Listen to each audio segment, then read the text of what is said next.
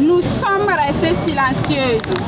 Nous avons cru que l'autorité allait se rendre compte du tort causé à nos maris et prendre une décision pour les réintégrer dans les rangs de la police nationale.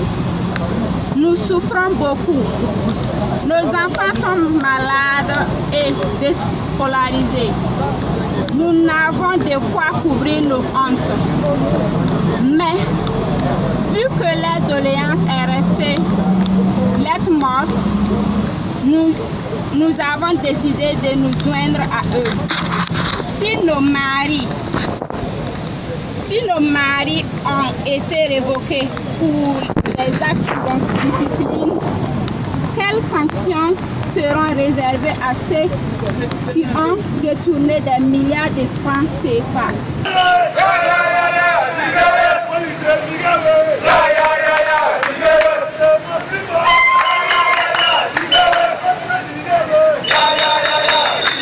Aujourd'hui, l'histoire nous donne raison. L'autorité est toujours restée silencieuse. Au plus haut sommet de l'État, notamment le président du Faso, ne dit rien face à cette injustice criarde que nous vivons depuis plus de 5 ans avec nos différentes familles.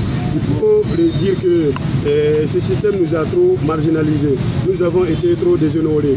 Mais voilà l'histoire qui nous donne raison. Il y a beaucoup de malversations qui se trouvent aujourd'hui être avérées par la hiérarchie de la police et que rien n'est fait à leur endroit. Mais dès lors qu'il s'agit de la base, tout de suite les sanctions sont prononcées à leur égard. Raison pour laquelle nous avons organisé ce meeting, ce mass meeting, pour attirer l'attention du président du Faso. Parce que nous estimons que 5 ans ce n'est pas 5 jours et qu'aujourd'hui il est grand temps qu'on fasse de l'air possible pour œuvrer à notre intégration au sein de la police nationale. En 2000, il faut reconnaître qu'ils disent que notre dossier se retrouve entre les mains du Ascroun. Aujourd'hui, le Ascroun même se trouve être le nerf même du problème de la réconciliation des fils et filles du Burkina Faso. Raison pour laquelle nous disons que le problème de la réintégration des centres fonctionnaires de police ne doit pas être une question politique. Vous avez dit que le message est mouillé, mais le message va être transmis à qui de droit. Je ne vais pas être très long, mais ce que je peux ajouter, c'est de vous remercier d'être de façon organisée déplacé à la devanture de la direction générale de la police nationale.